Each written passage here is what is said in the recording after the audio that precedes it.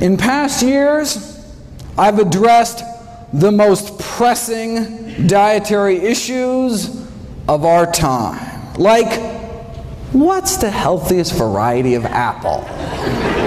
Or what's the most nutritious nut? Or dried fruit? Or what's the best bean? What's the best berry? What's the best bowel movement? Right? We had fun. People got to vote. You know, some folk came away all huffy. You know, especially the New Yorkers back there. But this year, I thought I'd lighten it up and answer, what's the best way to prevent death? Every year, the CDC updates the latest leading causes of death in the United States. So let's start at the top and go down the list, see what's new in each category. Heart disease, number one, the 35-year follow-up of the Harvard Nurses' Health Study just published. Now, the most definitive long-term study on older women's health we have. Since the study started, thousands of participants died, but that allowed them to study the risk factors for mortality. Because heart disease was the leading cause of death, it comes as no surprise that dietary cholesterol intake, right, was a significant risk factor for dying. The second leading cause was smoking-related cancer deaths. But what's so neat about this study is that it's a competing risks analysis. Right? So it allowed them to compare different risks to one another. So consuming the amount of cholesterol found in just a single egg a day appears to cut a woman's life short as much as smoking 5 cigarettes a day for 15 years. The most protective behavior they found was fiber consumption. Eating just a cup of oatmeal's worth of fiber a day appears to extend a woman's life as much as 4 hours of jogging a week.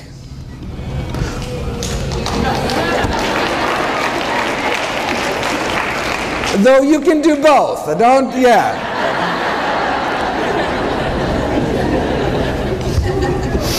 So it's worth noting that, look, the intake of cholesterol only found in animal foods was associated with living a shorter life, and the intake of fiber only found in plant foods associated with living a longer life. The one specific food most tied to longevity was nuts. You also appear to get 4 hours of weekly jogging benefit eating just 2 handfuls of nuts a week. All right. Yeah, heart disease, number one cause of death, but what if your cholesterol is normal, right? Hear that all the time from patients, right? Have to break it to them. Look, having a normal cholesterol in a society where it's normal to drop dead of a heart attack, not necessarily a good thing. And remember, it's our number one killer, right? In a huge study last year, most heart attack patients fell within the recommended targets for cholesterol, demonstrating that the current diet guidelines just are not low enough to cut heart attack risk. Close to half of heart attack victims had cholesterol levels classified in the guidelines as optimal, though I'm not sure their grieving spouses and orphan children will take much comfort in that fact. What is considered optimal is still way too high. Yeah, having a below average cholesterol, reduces your risk, but as the editor-in-chief of the American Journal of Cardiology wrote more than a decade ago, it's time to shift, right, from just decreasing risk to actually preventing and arresting atherosclerosis. We don't want low risk, we want no risk. How do you do it? Well, for the buildup of plaque in our arteries to cease, it appears that we have to get our total cholesterol down to be about 150, right? In other words, the cholesterol must be lowered to that of your average pure vegetarian. Now, but because relatively few people are willing to abide by the vegetarian lifestyle, drugs are required, to get down to similar levels, right? So it's our choice. Now notice though, even though the average vegan has a cholesterol of 150, it doesn't mean that all vegans have 150. That's why I do free cholesterol screenings here at Summerfest. Stop by my table, little drop of blood, just take a couple minutes. I'd be happy to do that for you. All right, so it's our choice, diet or drugs. Why not just choose the drugs, right? Well, no, that's a good question. Well, as the good doctor noted last night, the FDA just announced newly mandated safety labeling by law to cholesterol-lowering statin drugs, right? So this is Lipitor, Mevacor, Crestor, Zocor, Vytorin, that kind of thing.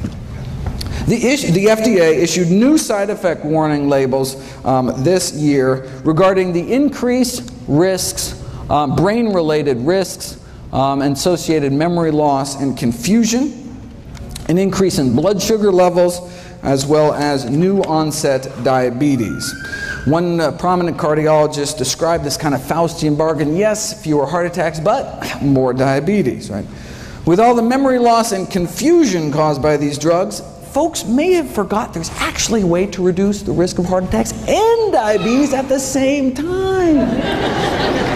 Called the plant-based diet. All right, now cholesterol is just half of the heart disease story. The other half is inflammation.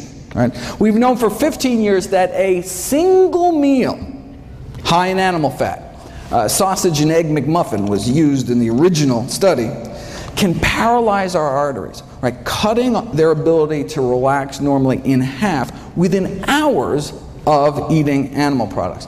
The whole lining of our vascular tree gets inflamed and stiffened, right? And just as that inflammation, so here's hours, right? 1, 2, 3, 4, 5, 6. Just as that inflammation, right? Just as that crippling of our arteries starts to finally calm down after 5 or 6 hours, lunchtime, right? And then we may whack our arteries with another load of meat, eggs, or dairy, right? And so most people are in this chronic state of low-grade inflammation, increasing risk for these inflammation-related diseases like heart disease, cancer, diabetes, one meal at a time. Does the same thing to our lungs. Right? Again, within hours, inflammation in our airways. A single meal causing internal damage, not just years down the road, but literally right then and there, that day, within hours of it going into your mouth. And just this year, we finally figured out, we finally solved the mystery as to why. And it doesn't appear to be the animal fat itself. And it's apparently not the animal protein, which is what's implicated in the inflammation from arthritis. Right? So if it's not the animal fat, and it's not the animal protein, what is it? The whole thing is a crazy, cool detective story that I'll be putting in a series of videos next week, actually, July 4th, July 5th, July 6th. But I'll just cut to the chase, spoiler alert. After a meal of animal products, people suffer from endotoxemia. Their bloodstream becomes awash with bacterial toxins, known as endotoxins, that are present in the animal products. So, I mean, no wonder our body goes crazy. These dead meat bacteria toxins aren't destroyed by stomach acid, aren't destroyed by pancreatic enzymes, right? Aren't destroyed by cooking. They tried boiling meat for hours, still didn't work. So these bacterial toxins were found to be highly resistant to cooking and our body's best attempts at acid and enzyme digestion. Now, the animal fat actually does play a profound role in this whole process by ferrying the bacterial toxins present in the meat through the gut into our system. So the reason animal products trigger immediate inflammation appears to be because they're so loaded with bacteria that can trigger inflammation dead or alive, even if they're fully cooked. Right? And then saturated animal fat then boosts the absorption of these toxins into our bloodstream. So now that we know what's going on, what do we have to do? Well, from a 2012 follow-up, well, the most obvious solution to this metabolic endotoxemia, okay, well, we can reduce saturated fat intake, which in this country is mostly cheese and chicken, but the Western diet is not conducive to this mode of action, and it is difficult for patients to comply with this request. Right? So what? Let's not even tell them, right? I mean, this patronizing attitude in the medical profession of, oh, patients won't change their diet or stop smoking, I mean, even if it's going to kill them, you know, so why bother, right? That attitude may be one of the real leading causes of death. But let's get back.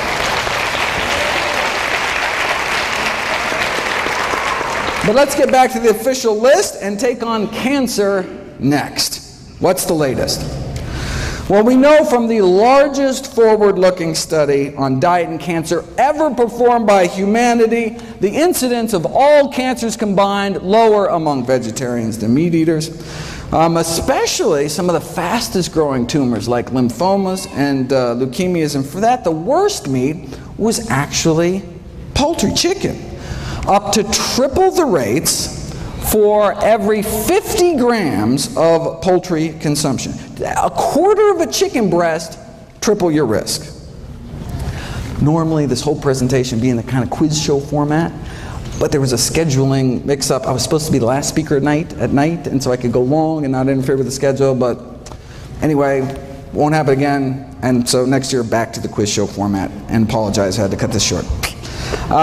Okay, but the link between meat and cancer is such that even the Journal of Meat Science last year asked, should we become vegetarians? Or they said, can we make meat safer? There's a bunch of additives, for example, you know, that can suppress the toxic effects of the blood-based iron, the heme iron found in meat. Now, the additives are still under study, but could provide an acceptable way to prevent colon cancer, right? Because avoiding meat, obviously, completely out of the question. I mean, that's... They fear that if the National Cancer Institute recommendations to reduce meat consumption were adhered to, sure, cancer incidence may be reduced, but farmers in the meat industry would suffer important economic problems. Now, for those of us more concerned about the suffering caused by the meat industry rather than the suffering of the meat industry, what happens if you put cancer on a vegan diet? Well, the Pritikin Research Foundation just completed this elegant series of experiments which I want to spend a bit of time on. Simple experiments. They put people on different diets, draw their blood, and then drip their blood on cancer cells growing in a petri dish, and just stood back to see whose blood was better at suppressing cancer growth. They're the ones that published that study showing that the blood of those on a vegan diet was dramatically less hospitable to cancer. Now, even the blood of those on a standard American diet fights cancer. I mean, if it didn't, everybody'd be dead, right? It's just that the blood of those eating vegan fights about 8 times better.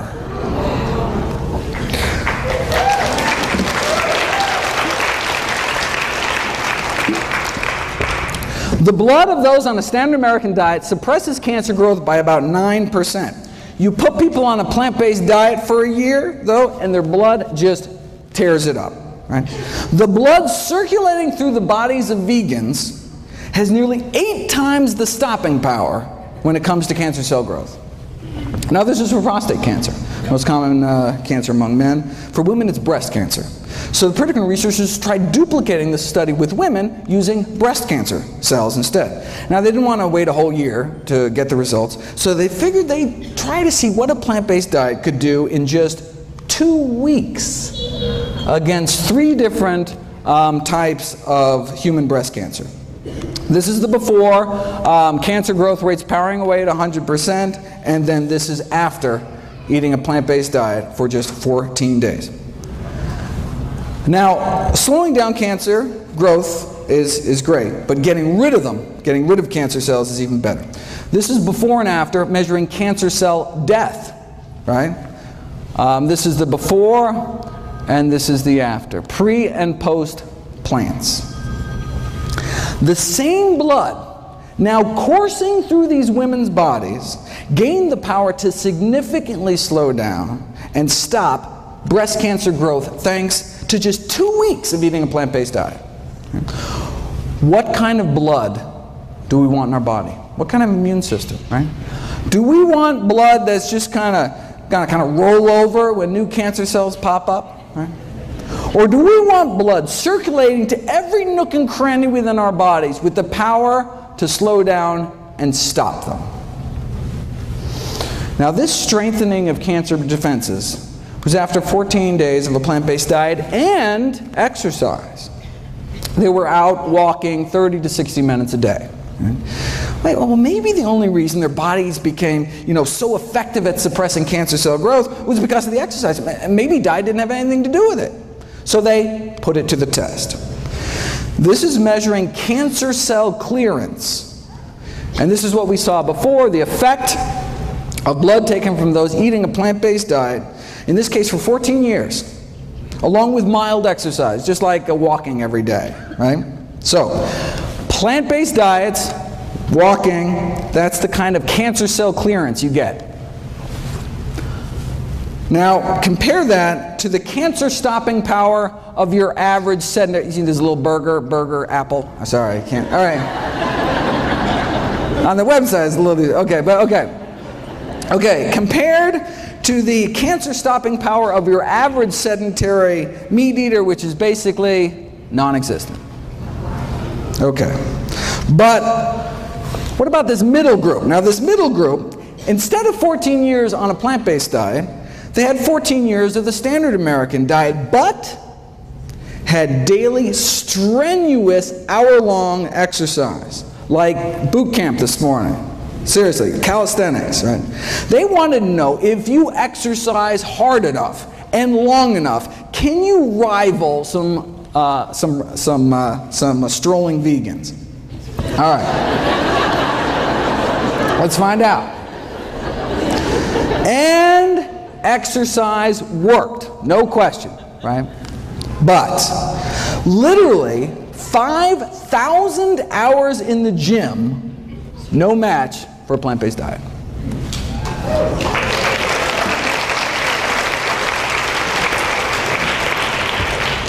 Here's an actual photomicrograph of cancer cells stained so that they release light when they die. Right? As you can see in the control group, there are a few cancer cells dying. Right? Even if you're a couch potato eating fried potatoes, your body's not totally defenseless. But here's the hardcore strenuous exercise group, right? Cancer cells dying left and right, but nothing appears to kick cancer butt more than a plant-based diet. Why, though? Some people don't care, but I'm always curious. All right, how does a simple dietary change, right, make one's bloodstream so inhospitable to cancer after just a few days?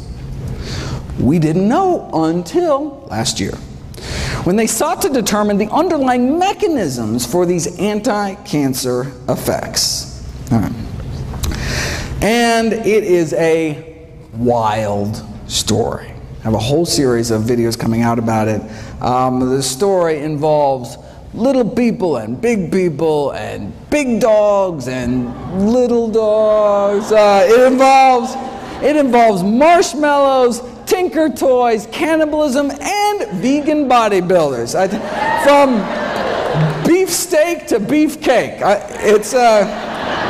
I wish I had time, believe me. But the videos will be up soon. Bottom line, the answer to the Pritikin puzzle is IGF-1, insulin-like growth factor 1. Is the cancer-promoting growth hormone involved in every stage of cancer growth, spread, metastases, cancer invasion. But you put people on a plant-based diet and their IGF-1 levels, plant-based diet go down. And if they continue to be on a plant-based diet, this is just after a few weeks, if you're on a plant-based diet long-term, levels drop even further. And their IGF-1 binding proteins go up. That's one of the ways our body suppresses cancer growth. Protect itself from cancer. Protect itself from excessive growth by releasing this binding protein into the bloodstream to bind up, to tie up IGF-1. It's like our body's, kind of emergency brake. Yes, in as little as 11 days, right? A plant-based diet can reprogram your body to bring down IGF-1 production, right? But what about all the IGF-1 that's circulating from the, bacon and eggs you ate last week, right? So the liver releases the snatch squad of binding proteins to tie up, to take all this IGF-1 out of circulation. And as you can see, it just gets better with time the longer we eat healthy. Here's the experiment that nailed IGF-1 as the villain. All right, same as last time. Go on a plant-based diet, and cancer cell growth rates drop dramatically, right? And cancer cell death shoots up. Already saw that. But then, here's the kicker. Right? What if you added back to the cancer the exact same amount of IGF-1 banished from your body by eating a plant-based diet? Eating plant-based diet goes back. Let's take that same IGF-1, add it back to the cancer, and see what happens, and it erases the diet and exercise effect. It's as if you never started eating healthy at all, right? So that's how we know that lowering animal product consumption leads to lower IGF-1, which leads to lower cancer growth. But how low does our animal product consumption have to go? How plant-based do our diets have to get? Well, let's look at the IGF-1 levels of meat eaters compared to vegetarians compared to vegans. Right?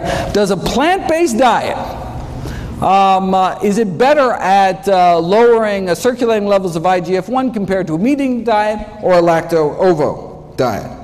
And this is what they found. Right? Only the vegans, so meat eaters, vegetarians, vegans, only the vegans had significantly lower levels, and the same relationship was found with IGF-1 binding protein levels, right? That's what we want higher. Again, we got nothing here. One really had to go to that final step, vegans, to significantly bind up all that excess IGF-1 in their bloodstreams. Right? This was a study done on women. What about vegan men? They found the same thing. So even though vegan men tend to have significantly higher levels of testosterone than both vegetarians or meat eaters, which actually can promote the growth of prostate cancer. But the reason a vegan diet can actually reverse the progression of cancer, which I've shown you in previous years, the Dean Ornish work, may be because of how low their IGF-1 levels are. So high testosterone, but still low cancer in the vegans. The bottom line is that male or female, right, just eating a vegetarian diet did not seem to cut it, right? Didn't do your body many favors. Right? Looks like to get that significant drop in that cancer-promoting growth hormone levels, one really has to move towards eliminating animal products altogether. Now the good news is that now, based on what we know about IGF-1, we can predict that a vegan diet may be profoundly protective with respect to risk, for example, for breast cancer in older women. Okay, just 13 leading causes of death to go. All right, let's run through the list here. The top 3 killers used to be heart disease, cancer, stroke. Oh, that is so 2011. Now it's heart disease, cancer, and COPD, like emphysema. All right. Thankfully, COPD can be prevented with a plant-based diet and even treated with plants, if you want to check that out. Now, of course, the tobacco industry took these landmark findings a little differently. Instead of adding plants to people's diets to prevent emphysema, wouldn't it be simpler to just add them to cigarettes? And voila! The addition of acai berries to cigarettes evidently has a protective effect against emphysema in smoking mice.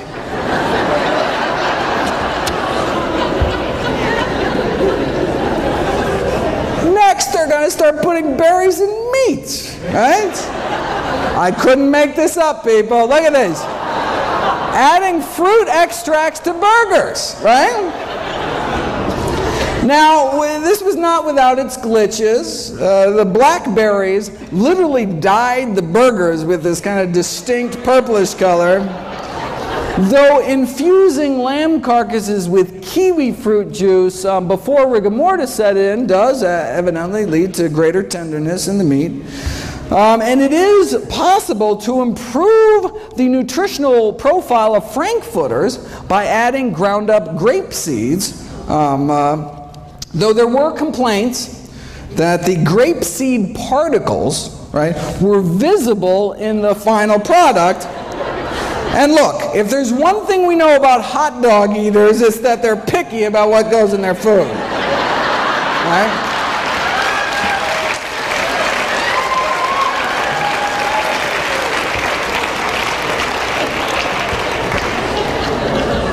Pig anus, okay, but grape seeds?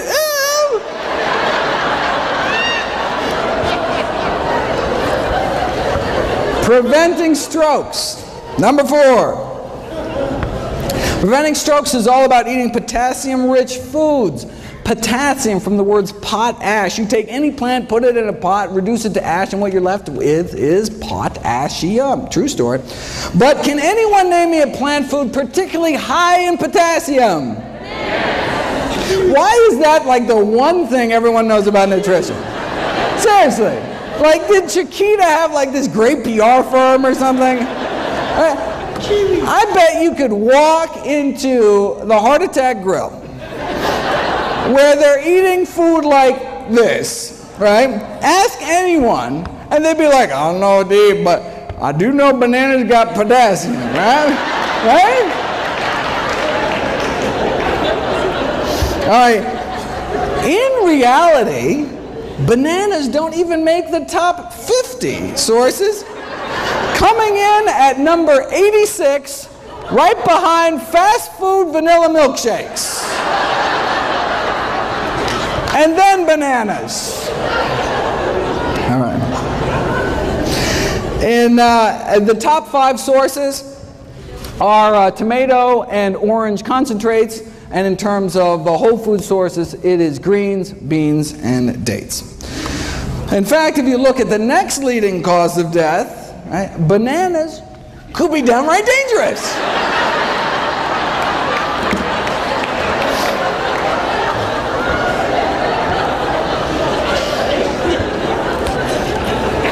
Alzheimer's.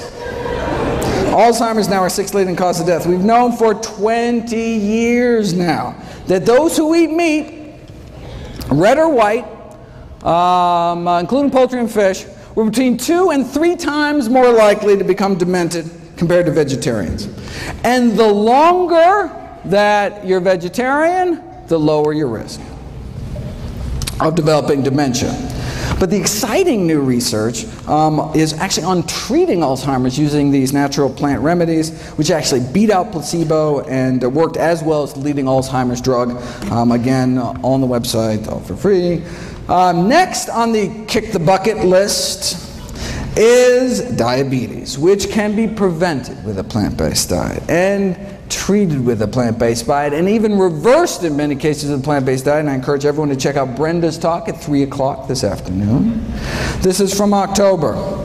Those eating vegetarian had significantly lower rates than meat eaters, right? But it was the vegans that did the best. And this is the surprising thing, this was after controlling for obesity, right? Sure, vegans got lower diabetes rates, right? They're so skinny, right? But even at the same weight, vegans have just a fraction of the diabetes risk, right? Why are vegans on average so slim? Obesity is so rare among those eating plant-based diets. Nutrition researchers have been desperate to try to uncover the secret. Yes, they eat fewer calories, right? But not that many fewer. In the past years, I've gone through a number of theories to try to explain this. Maybe it's because people eating plant-strong diets, express more of that fat-shoveling enzyme in the mitochondria, the power plants of our cells. I've talked about that. Maybe it's because the gut bacteria populations are different. Maybe it's because of avoiding the obesogenic chemicals, these endocrine-disrupting chemicals in the meat supply. There's an obesity-causing virus in poultry that may even be playing a role. We're not sure. Theories keep coming. Here's the latest theory. Maybe it's the propionate. Right? After all, what's one things that's only in plant foods? Fiber, right? Animals have bones to hold them up. Plants have fiber to hold them up, right? Now we say, I thought fiber was defined as our inability to digest it, right? Well, true, we can't break down fiber, but the gazillions of good bacteria in our guts can. And what do they make with it? They make propionate, which gets absorbed into our bloodstream. So technically we can digest fiber, but just not without a little help from our little friends. But what does propionate do? Well, it inhibits cholesterol synthesis. That's good. It also appears to have what's called a hypophagic effect, meaning it helps us eat less by apparently slowing the emptying of our stomachs, which makes us feel fuller longer. Propionate regulates food intake, or whether it's because it slows the generation of new fat cells, but it results in this overall anti-obesity effect. And we can actually boost the populations of these good bacteria in our guts without taking probiotics, just by eating vegetarian, right? Because we're feeding our little friends with fiber. Animal foods also tend to be kind of calorically dense. For example, to walk off the calories found in a single pat of butter, you'd have to add an extra 700 yards to your evening stroll that day, right? Or a quarter-mile jog to each sardine we put in our mouth, right? And that's just the edible part. Right? And any who choose to eat 2 chicken legs better get out on their own 2 legs and go run an extra 3 miles that day to outrun weight gain. Right? And that's for steamed chicken, skin removed. Here's the latest. Meat consumption and prospective weight gain, right? We're talking hundreds of thousands of men and women studied across 10 countries with weight gain measured over a 5-year period. What did they find? Total meat consumption associated with weight gain in men and women. The conclusion is that the decrease in meat consumption may improve weight management. And this was after controlling for initial weight and physical activity, education level, smoking status, total energy intake. What? That's the kicker. This was after controlling for calories. Right? The link between meat and weight gain remained even after controlling for calories, meaning you have 2 people eating the same number of calories, the one eating more meat may gain more weight. They even calculated how much more.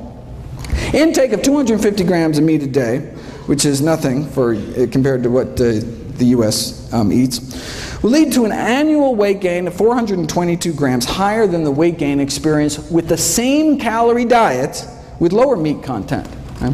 After 5 years, the weight gain would be about 5 pounds more. So same calories, yet 5 pounds heavier eating meat. And steak was nothing. The strongest relationship between annual weight gain was observed for poultry. Right? Let's say you start out at a normal weight, eat a hamburger every day. Right? Well, this is how much extra weight you'd gain in addition to the calories that are present. And if you ate the same number of calories instead of processed meat, like a ham sandwich with 3 slices of deli meat, you'd be up to here. And then half a chicken breast puts you up to here, again, above and beyond the calories. Right?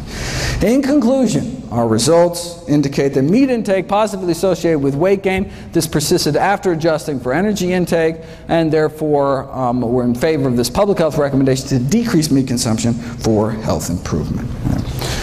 For more, make sure to check out the meat industry's take on this study, very interesting, as well as PCRM's wonderful work trying to put a vegan diet to work in a corporate setting. Kidney failure, 8th leading cause of death, can be prevented with a plant-based diet, can be treated with a plant-based diet. Why? Because our kidneys are highly vascular organs, right? That's why kidneys look so red inside. Right? Our 2 little kidneys filter through our entire bloodstream. And so, if the standard American diet is so toxic to blood vessels in our heart, brain, and pelvis, leading to heart attack, stroke, sexual dysfunction, what might it be doing to our kidneys? Long story short, Harvard researchers found 3 significant risk factors for declining kidney function, meaning you start to lose protein out of your urine. Your body's not supposed to be peeing out its protein. The 3 risk factors for declining kidney function were animal protein, animal fat, and cholesterol. Right? It's not protein, it's not fat. Animal protein, animal fat. No relationship found with plant protein and plant fat. Not only do vegans appear to have better kidney function, but dramatic improvements were found treating kidney failure patients with pure vegetarian diets after just 1 week. All right. Leading killer number 9 is people dying from respiratory infections. Check out my video, Kale and the Immune System, talking about the immunostimulatory effects of kale. Is there anything kale can't do? And if you look at my video, Boosting Immunity Through Diet, which is actually, if you can see this, June 28th, this is just the video of the day that went up on Wednesday. You can see that eating just a few extra fruits and vegetables can significantly improve one's immune response to pneumococcal pneumonia. Suicide is number 10. Now, last year at Summerfest, I talked about improving mood through diet. We know vegetarian diets have been associated with healthier mood states, but you don't know if it's cause and effect until you put it to the test. And that's what was done this year. You take regular meat eaters and you remove meat, fish, poultry, and eggs in this study from their diets. And you can see a significant improvement in mood scores after just 2 weeks. I mean, it can take drugs like Prozac, months to take effect. In fact, the way drugs like Prozac work is they boost the levels of the so-called happiness hormone serotonin. Did you know that there is serotonin in plants? I had no idea. I certainly didn't. But there's serotonin and dopamine and all sorts of human neurotransmitters in plants. So much so, there's been a call to start treating depression with high-content sources of serotonin. Like plantains, pineapples, bananas, kiwis, plums, and tomatoes. Right? And what's the side effects? You get a little seed stuck in your teeth or something? Right? Maybe that's why high intake of fruits, vegetables, mushrooms, and soy associated with decreased prevalence of depression. Maybe that's why improved behavior in teenagers was significantly associated with higher intakes of leafy green vegetables and fresh fruit. For more, keep an eye out for my videos on the wrong way to boost serotonin, which is by these tryptophan supplements, a better way to raise serotonin to fight things like premenstrual depression, and then the best way, as reported in this double-blind, placebo-controlled crossover study on the successful use of butternut squash seeds in the treatment of social anxiety disorder, for example. Amazing. How might a plant-based diet prevent systemic infections? Well, meat-borne bacteria can directly invade one's bloodstream through the intestinal wall, or in women can creep up into their bladder. Just this month, June 2012, we have direct DNA fingerprinting proof, finally, right, that women eating meat are getting urinary tract infections from eating meat contaminated with fecal bacteria that then crawl up into their bladder. Right? And chickens are the most likely reservoir. Wait a second. You can't sell unsafe cars. You can't sell unsafe toys. How is it legal to sell unsafe meat? Well, they do it by blaming the consumer. Right? As one USDA poultry microbiologist said, raw meats are not idiot-proof. They can be mishandled, and when they are, it's like handling a hand grenade. You pull the pin, someone's going to get hurt. See, if we get sick, it's our fault. Right? Now, while some may question the wisdom of selling hand grenades in supermarkets, the USDA poultry expert disagrees. Says, I think the consumer has the most responsibility, but just refuses to accept it. Right? It's like a car company saying, yeah, we installed faulty brakes, but it's your fault for not putting your kid in a seatbelt. Right? A director at the Centers for Disease Control responded famously to this kind of blame the victim attitude from the meat industry. Is it reasonable, she asked, if a consumer undercooks a hamburger that their 3-year-old dies? Is that reasonable? Not to worry though, the meat industry's on it. All right, they just got FDA approval for a bacteria-eating virus to spray on the meat. Now, some have raised concerns about these so-called bacteriophages, such as the possibility that these viruses can spread toxin genes between bacteria, which wouldn't go good, especially given the difficulties in preventing large numbers of these viruses from being released into the environment from the slaughterhouses. All right. Now, it could also allow the meat industry to become more complacent about food safety, right? If they know they can just kind of spray some viruses on at the end, right? Similar to the quick fix argument about irradiation. From the industry point of view, right, who cares if there's fecal matter in the meat, as long as you can just blast it at the end with enough radiation, right?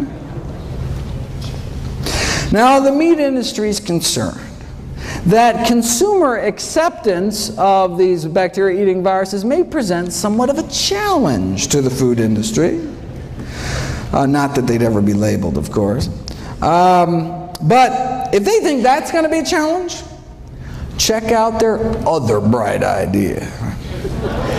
The effects of extracted housefly pupae on chilled pork preservation. This is a sciencey way of saying they want to smear a maggot mixture on the meat.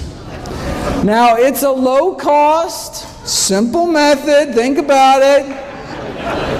Maggots thrive on rotting meat, yet there have been no reports of maggots having any serious diseases. Not that anyone's really checked, but, I mean, right? Indicating that they have a strong immune system, right? They must be packed with some kind of antibacterial properties, otherwise they die themselves eating rotting meat. All right.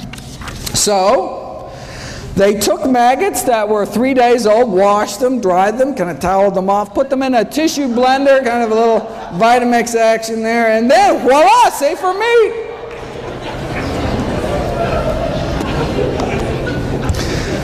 We did kidney failure. What about liver failure?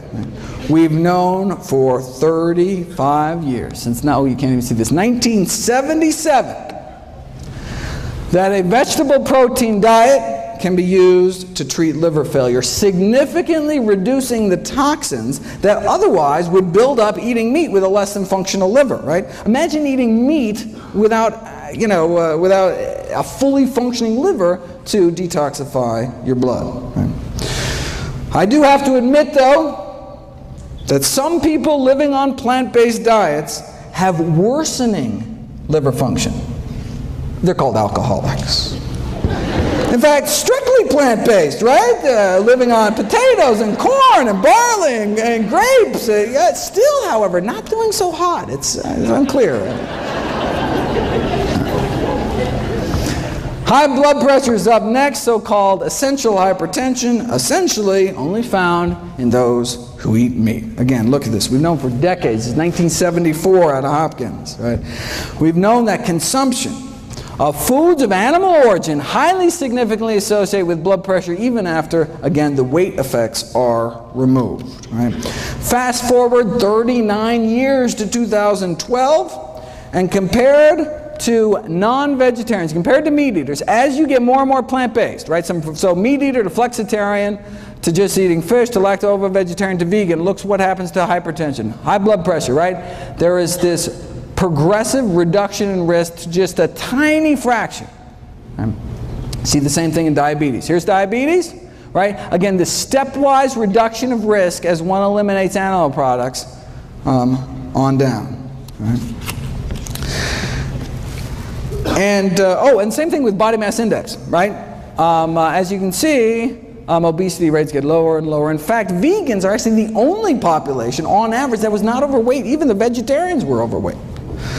All right.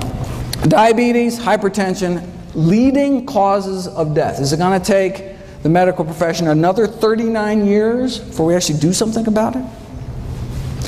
How long does it take being vegan to bring blood pressures down? 12 days. Right? McDougall took 500 meat eaters, put them on a vegan diet over a span of 11 days. Dropped their blood pressure 6%, about double that drop in those that were hypertensive to begin with. 14th leading killer, Parkinson's disease. Does a vegan diet reduce risk for Parkinson's disease? Good question. Well, we know that every single prospective study ever done on dairy products, milk consumption, and the risk of Parkinson's disease found increased risk of Parkinson's. Why? Well, one possibility is that dairy products in the United States are contaminated with neurotoxic chemicals.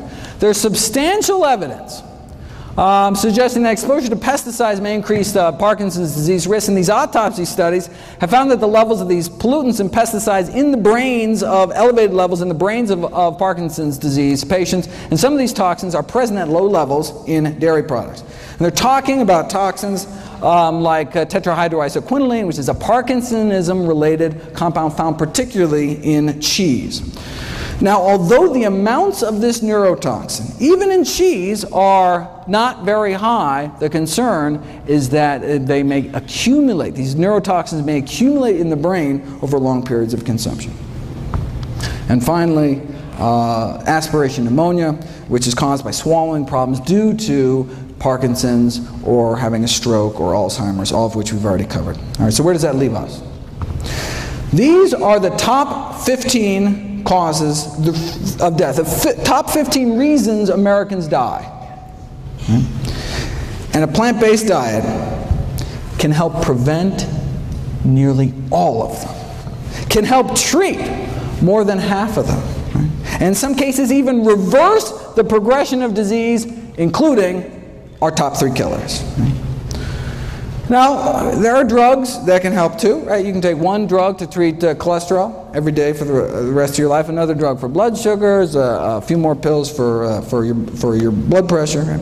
The same diet, though, does it all, right? It's not like, you know, one diet for this and then a different diet for this, right? One diet to rule them all. And what about drug side effects? Right? I'm not talking about a little rash or something. Prescription drugs kill more than 100,000 Americans every year. And I'm not talking about medication errors, not abuse, not overdose. We're talking, this is just deaths from side effects, so-called ADRs, adverse drug reactions to prescription drugs. Wait a second, 100,000 deaths a year? That means, let's go down the list. Whoa, that means that the 6th leading cause of death in the United States is doctors.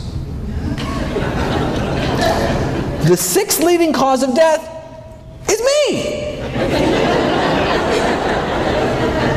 Thankfully, I can be prevented with a plant-based diet.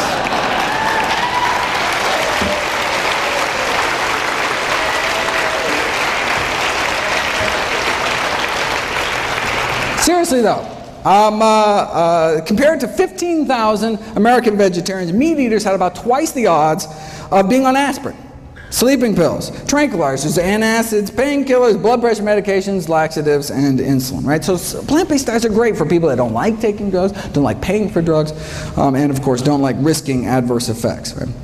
Now this study did show that plant-based diets have their own side effects. Side effects include a lower risk of chronic disease, fewer allergies, fewer surgeries. We're talking fewer varicose veins and hemorrhoids, even fewer hysterectomies.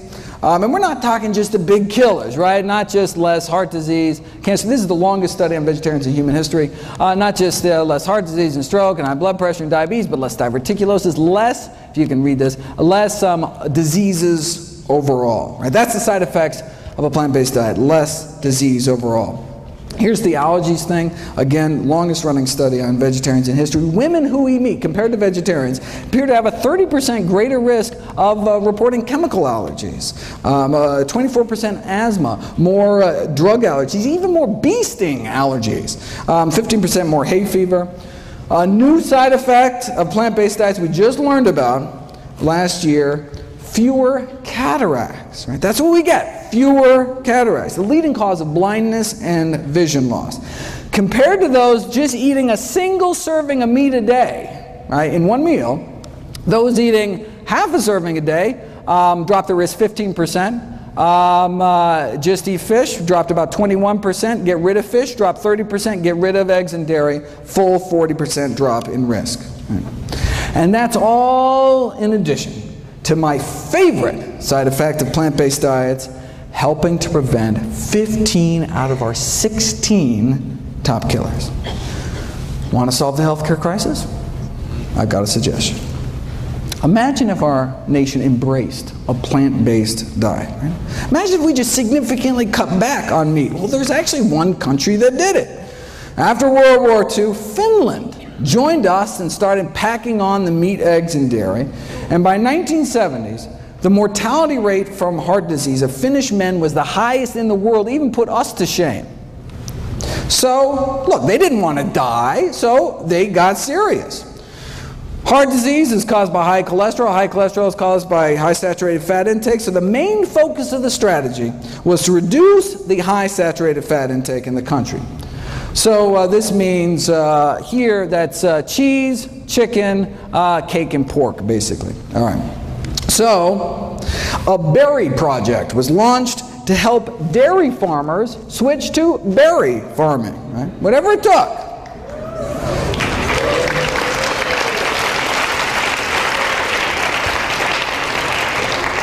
And indeed, many farmers did switch from dairies to berries. They pitted villages against each other in these friendly cholesterol-lowering competitions to see who could do the best. All right, so how'd they do? All right, look, on a population scale, even if mortality rates drop, 5%, I mean, that could save thousands of lives, right? But remarkably great changes took place. In 80% drop in cardiac mortality across the entire country. 80% drop in heart disease deaths. With such greatly reduced rates of cardiovascular and cancer mortality, the all-cause mortality was basically almost cut in half, leading to 7 more years, men are living 7 more years, 6 more years for women. Right? And look, this is just cutting down on animal products. Now vying for the world record for heart disease deaths, of course, the United States of America. So why doesn't our government make these same recommendations? Well, I've got this whole series of videos on the conflicts of interest within the U.S. Dietary Guidelines Committees. They're the ones that make the recommendations, right? And indeed, whether they're funded by candy bar corporations or the Sugar Association, right? Or a member of McDonald's Council on Healthy Lifestyles, serving on Coca-Cola's Beverage Institute for Health and Wellness. And notice, we only know about this thanks to a PCRM lawsuit against the USDA. Very impressive. Very good.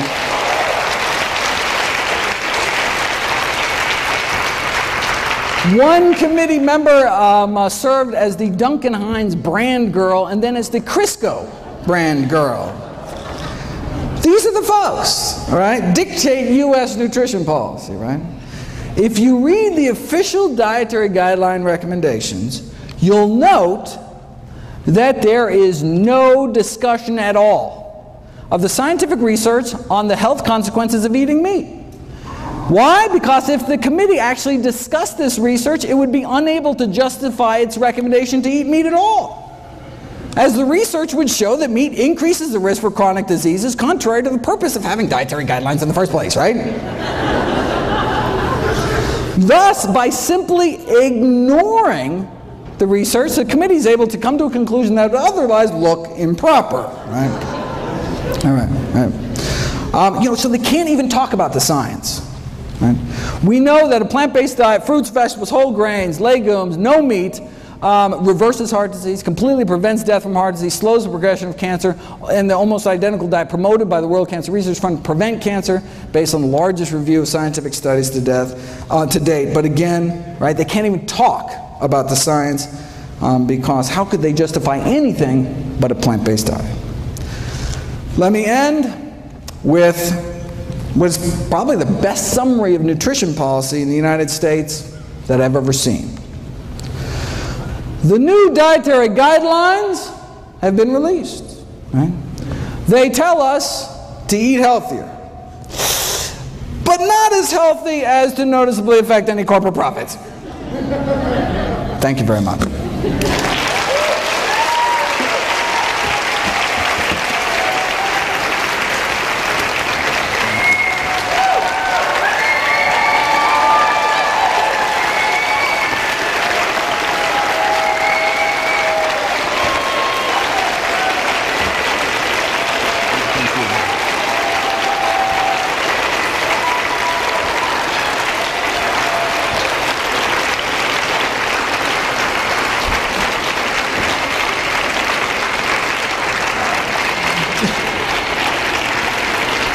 Don't forget to check out my new video every day. Please share the site with friends and family. Buy them all DVDs, all proceeds to charity. And remember, please feel free to stop by for a free cholesterol check. See everybody there. Thank you, Dr.